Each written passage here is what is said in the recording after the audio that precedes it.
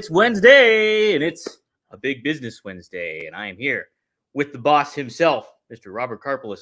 I'm Dominic DeAngelo, by the way. Robert, how are you?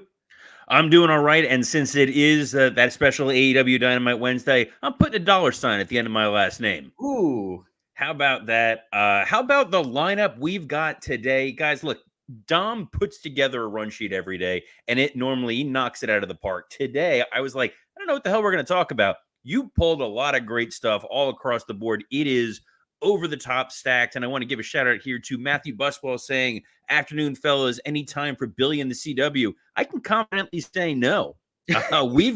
There's actually so much stuff to talk about with breaking news that happened earlier today, Dom. That's correct, and we'll lead off with that, but we're also obviously going to talk big business with Jesse Ventura. Is he back in the political realm? Possibly, maybe. We'll see. Brian Danielson had some interesting comments, and we're going to talk a little Will Ospreay, too. And, hey, maybe Cousin Tony if we have the time, too. We're not going to have time. Dang it. Well, Tony DeAngelo may as well be on the NXT may already be on the CW at this point because we don't have time to touch on it. Maybe at the end, if I'm feeling generous, we'll get some Billy and the CW and Tony and the CW. But let's start with the Hall of Fame. Yes, another Hall of Fame announcement. Mr. Thunderbolt Patterson has been announced as one of the 2024 Hall of Fame inductees for WWE. And as I have the whole information here, if you guys are a little unfamiliar with Thunderbolt, I'll give you a little history here. As first reported by Anscape, Thunderbolt Patterson will be inducted into the WWE Hall of Fame class of 2024. A hugely influential, although often overlooked figure in sports entertainment history, Patterson's captivating abilities on the microphone inspired a generation that followed in his footsteps. Growing up in Iowa, Patterson moved to Texas, worked with Dory Funk, Terry Funk, and he began performing incredible interviews using delivery by Black Southern pastors. He's very influenced very much Dusty Rhodes, who Dusty has credited a lot. But he's worked while defeating iconic opponents like Bruiser Brody and WWE Hall of Famer The Sheik.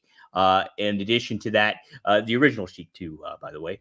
And then he also had a pretty good feud, I believe, with Ole Anderson as well. And he helped launch, he most famously teamed, with Ole Anderson before their partnership erupted into a brutal rivalry. Yes, so he did have one.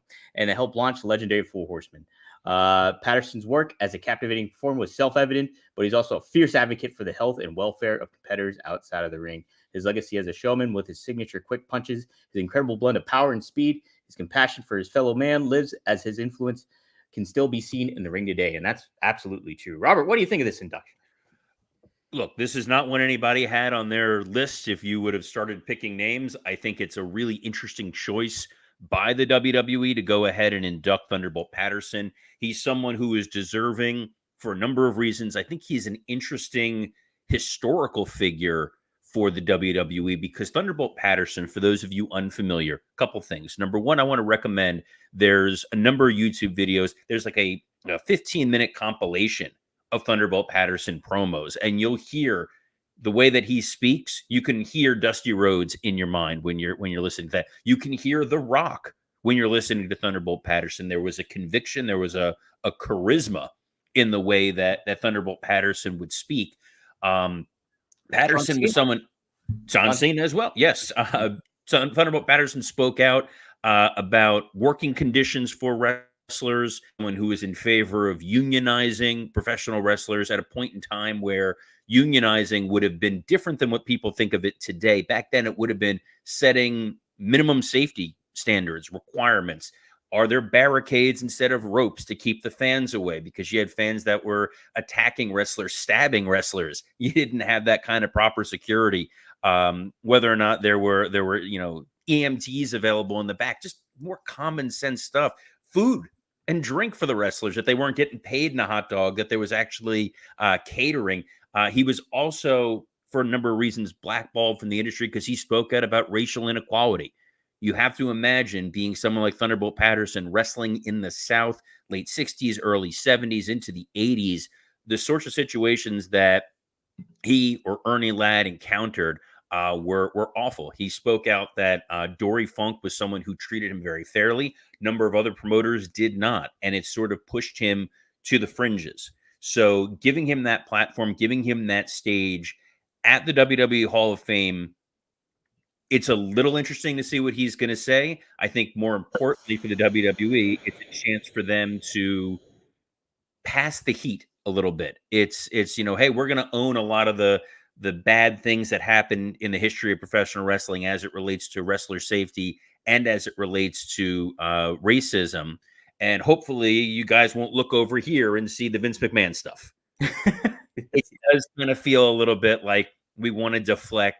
It's very cool that Thunderbolt Patterson's going to get this opportunity, recognition as someone who for a long time they just didn't touch, they didn't talk about, mainly because anyone that was in favor of wrestling unions was always pushed to the side. We're going to talk about another wrestling union proponent later on in the show when we talk about former Governor Jesse the Body Ventura. But I'm curious, Dom, have you ever seen any Thunderbolt Patterson stuff before? Were you surprised by this? No, I haven't. I liked his charisma from what I've seen, though, just a little bit. I haven't seen interviews and things like that, maybe like little glimpses of it all, but I very much knew that Dusty was an influence on him, a big influence for him, and that the aspect of him kind of almost being blackballed from the industry in a lot of ways, but then he was like that preacher voice that you just talked about, like influenced all those names that mentioned, and then some on top of it too. So it's pretty cool. It's neat too how in a way there's indirect ties, like Ole just passing, so that's also kind of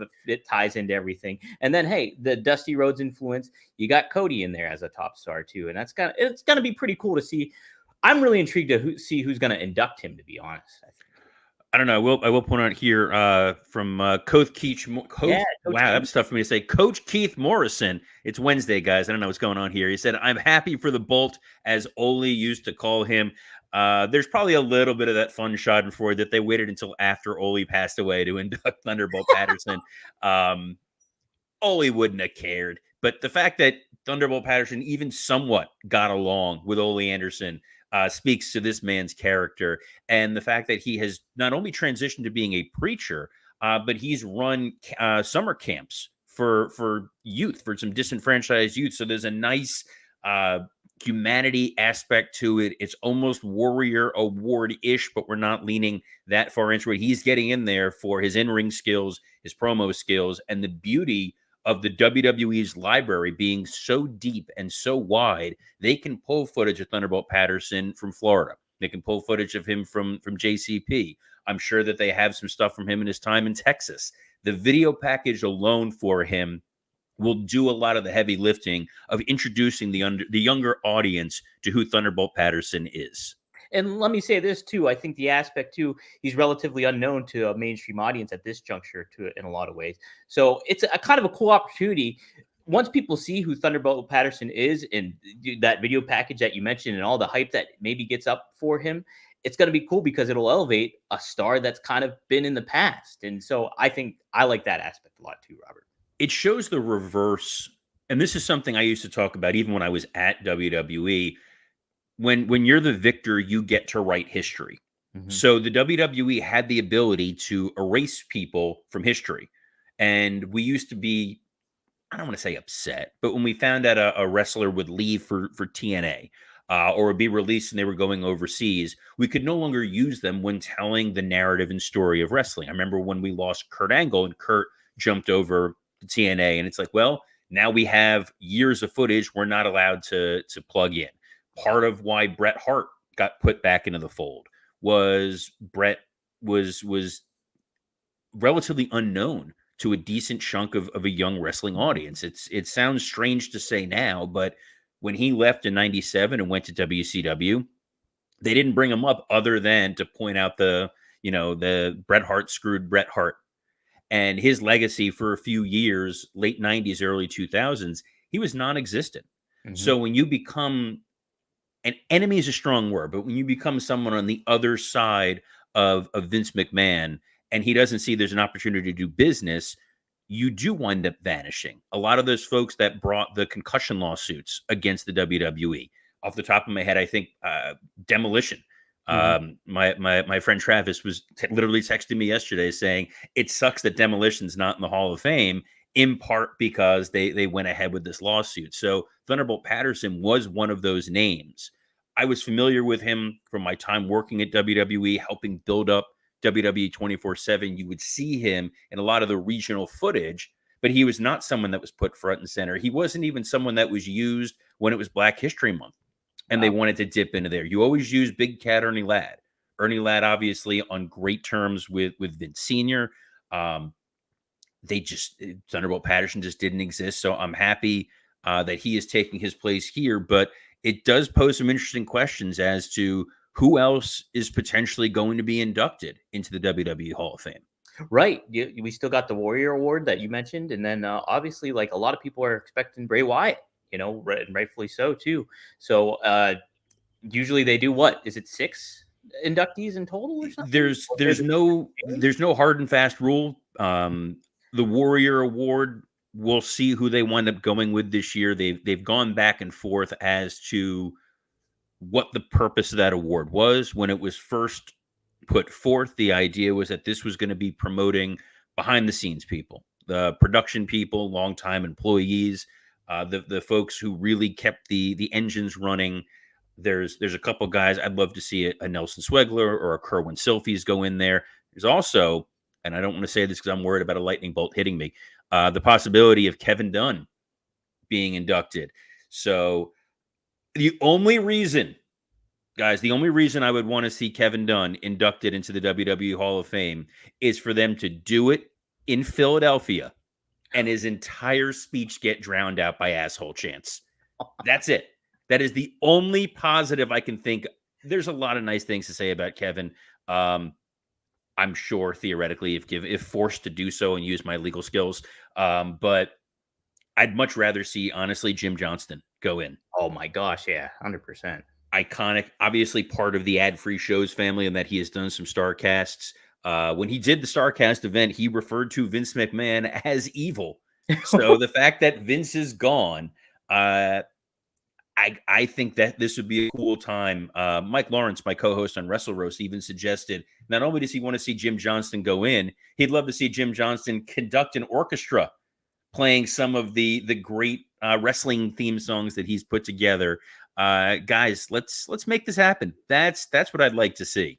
Let's get that Jim Johnston music too, back making themes and stuff like that. WWE and Robert. Jim Johnston always brought the intensity whenever he performed. You listen to an Ultimate Warrior theme and you're ready to go. And guys, if you want to make sure that you're ready to go, may we recommend our friends at Blue Chew. This episode is sponsored by Blue Chew. Let's talk about sex. Remember the days when you were always ready to go? Now you can increase your performance and get that extra confidence in bed. Listen up, BlueChew.com. Blue Chew is a unique online service that delivers the same active ingredients as Viagra, Cialis, and Levitra, but in chewable tablets and at a fraction of the cost. The process is simple. Sign up at BlueChew.com, consult with one of their licensed medical providers, and once you're approved, you'll receive your prescription within days. The best part, it's all done online. No visits to the doctor's office, no awkward conversations, and no waiting in line at the pharmacy. We don't have that kind of time, Tom. We are on the road to WrestleMania. You got to be ready to go because Blue Chew wants to help you, yes, you, have better sex. Discover your options at BlueChew.com. Chew it and do it. And we've got a special deal for our listeners. Try Blue Chew free when you use our promo code RUMOR at checkout. Just pay $5 shipping. That's BlueChew.com, promo code RUMOR to receive your first month free. Visit BlueChew.com for more details and important safety information. And we thank Blue Chew for sponsoring this episode of Rumor and Innuendo. Make a little music in the bedroom, guys, like Jim Johnston. There it is. Wow. That is the capper right there, Dom. You are the MVP of this episode. And moving on to potential new MVPs for All Elite Wrestling. That's correct. We have MVPs, we have bosses, we have Big Business coming up Wednesday night, tonight at 8 p.m. From Boston. And Mercedes Moné is highly expected to make her debut.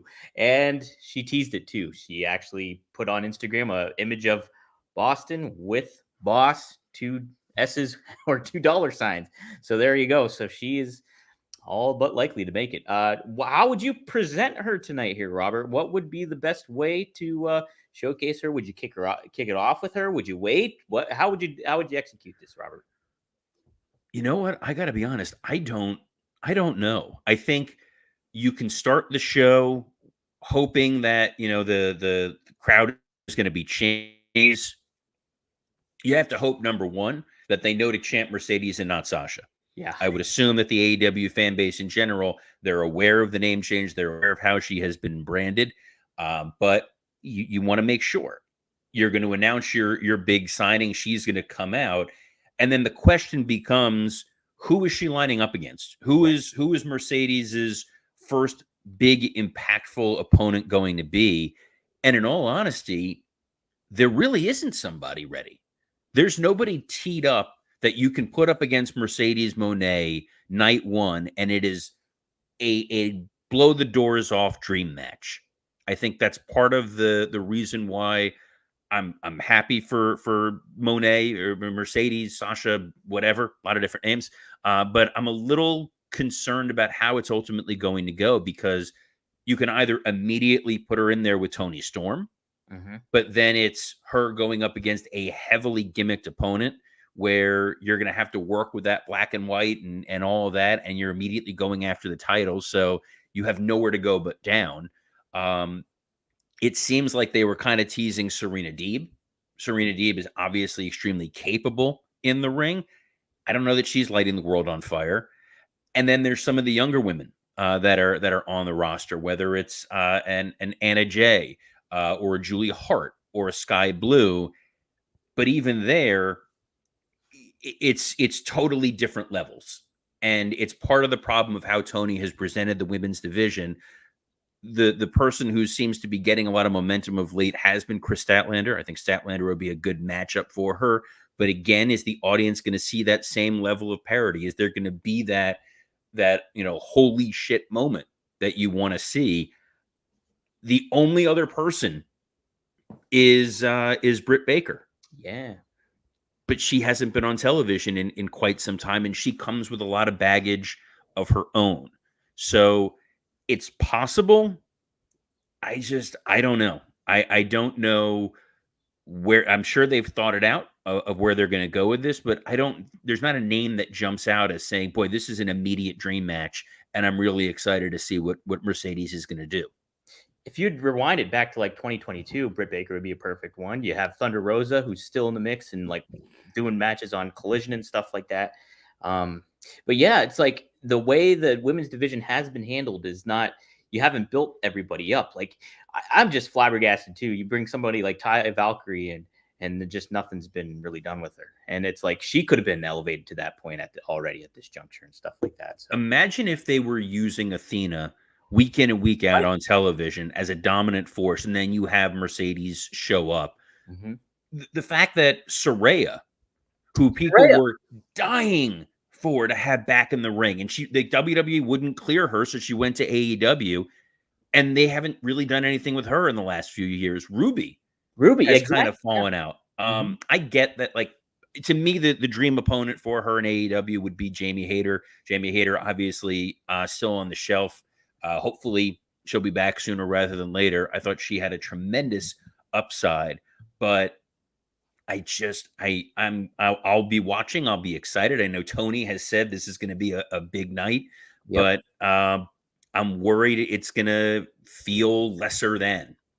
Yeah. I mean, you could surprise everybody with the Jamie Hayter by having her attack Monet after she had debuts, but then people are excited to see Jamie Hayter back, and they're going to potentially cheer her and remember, oh yeah, she was awesome. We were in support of her way back when. It shocks me if Tony knew that he was going to have this Mercedes signing locked up weeks ago, months ago, that he hasn't been full force building up his women's division, making that a front and center part of his programming, so that you're going, my God, there's like 7 or 8 women who are teed up and ready to go with Mercedes. Instead, it's hopefully she shows up and everybody else elevates their game, which is exactly what they thought was going to happen with Saraya. And here's where we are. I mean, they put themselves a little bit behind the 8 ball, to be forthright with it. And, you hope that's kind of, that she can elevate people, but you want all those stars to be already elevated. So before we move on, any quick thoughts about the rest of the card. We got Samoa Joe versus Wardlow. The Elite will be taking on a returning Pac. Penta and Eddie Kingston. Darby Allin will be challenging Jay White. Chris Jericho and Hook will take on the Gates of Agony, and Willow Nightingale will take on Rio. So yeah, you're giving away a world title match on TV, which should draw a big number. This thing should top over 1 million viewers. They've tried to put the full court press onto this show. I think that Joe will most likely retain. I feel like we are a couple weeks away from the AEW pay-per-view, whose name I always screw up. I want to say Destiny. Am I right? Dynasty. Every time. Every time. This isn't even a bit at this point. I have like a mental block when it comes to I feel better about myself because all the names I screw up now, Robert. Thank you. What a day. No. Because if you look at the bottom of the screen, my Twitter handle is literally right there. It's baseline reading comprehension for Dominic DeAngelo. I'm trying to work off memory while trying to remember the name of an AEW pay-per-view, and it's nowhere on the run sheet. Anyway, Joe and Wardlow, it means we're going to get more of the devil storyline in some capacity. I hope that, this thing, I hope Wardlow has a good showing, but you're clearly building to Swerve and Joe. The new Elite, you've got Okada, and now he's immediately just a guy in a 6-man tag. Yeah. And it's a hodgepodge 6-man tag because it's Penta and Eddie Kingston and Pac. We have not seen the three of them together in quite some. We haven't seen Pac in forever. I know he showed up on, I want to say, Collision, but Pac is someone that's so unreliable because he's on TV. He has a couple good matches, and then he's gone for like 6 to 7 months, whether he's injured or he's in England or he's injured in England or he's doing that bird box gimmick with the blindfold or whatever it is. He's a great talent. He's just so inconsistent. Crowd can't really sink their teeth into it. Darby Allin, Jay White, a fine send-off before Darby goes to Mount Everest. Hopefully they can figure out if Jay White is a babyface or a heel since they've been kind of vacillating. And Willow Nightingale, Riho. I love Willow Nightingale. I think she's someone else who has such charisma, such just imminently watchable. Like you just want to watch Willow Nightingale. You want to cheer her on. We're waiting for that moment, waiting for that momentum for over a year for them to finally do something with her. So we will see. And then the less said about the Jericho Hook team up, the better. It's like a less interesting version of the holdovers, Tom. Right. Well, we have an interesting possible team up coming up in maybe our political landscape moving forward for 2024. The New York Times has reported that RFK, Robert F. Kennedy Jr., has confirmed has confirmed that he's interested in having Jesse the Body Ventura or NFL quarterback, my NFL quarterback for the New York Jets, Aaron Rodgers, as his vice president potential running mate.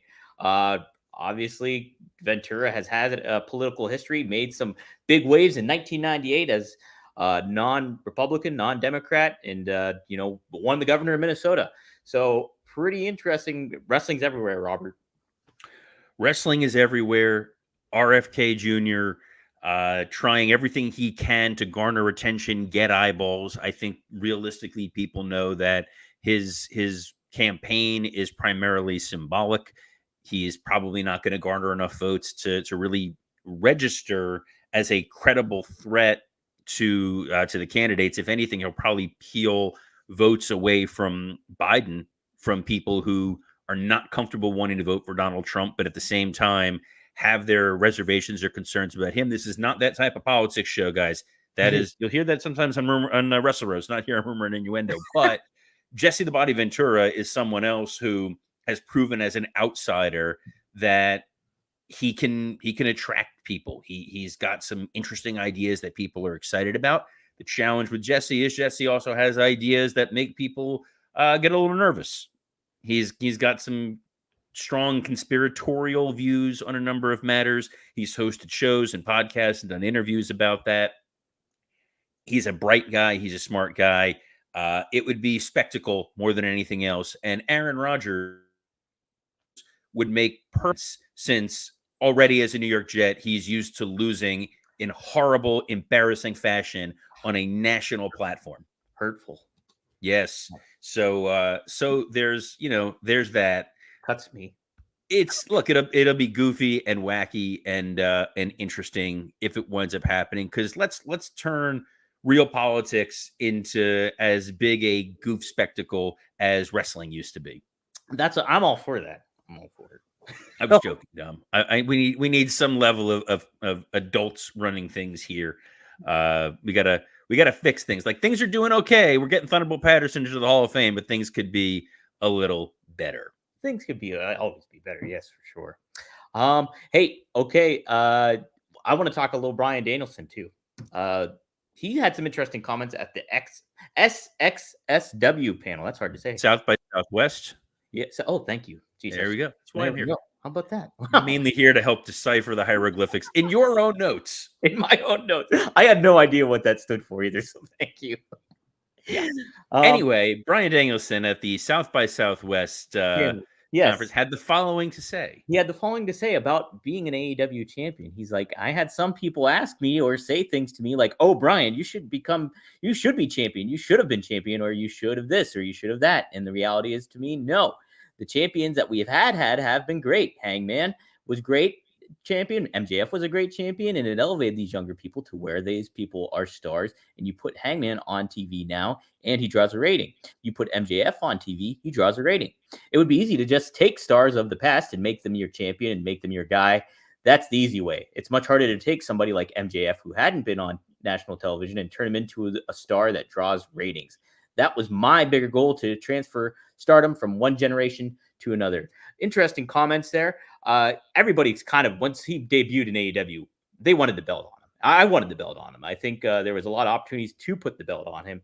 But what do you think of Danielson's perspective here, Robert?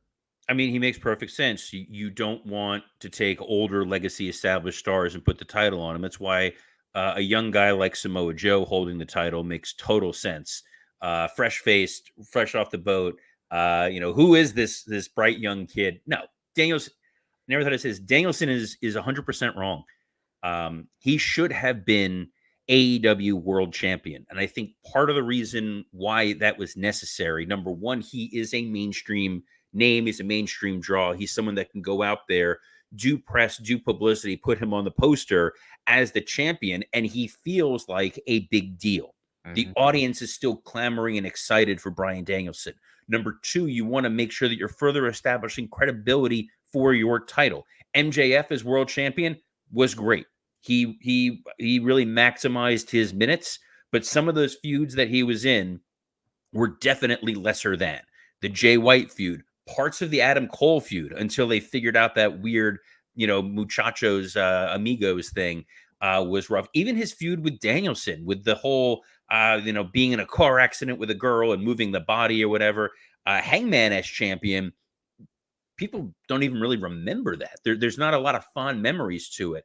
If you would have established Danielson as your champion, as a level of constancy, as a mature figure at the top, who fans are excited to see whether they want to boo him or cheer him, you're elevating the opponents against him, where wrestling Bryan Danielson and almost beating him means something. And then when someone does beat Bryan Danielson, that guy is cemented and made. When you have guys that are not truly established, and then they're beating a champion who's not truly established, it doesn't mean as much. So I get Bryan is overly humble. That's sort of the thing with him. I think they're beating him way too much now. Yeah. I think they need to realize there is a lot of equity. There is a lot of value in Bryan Danielson.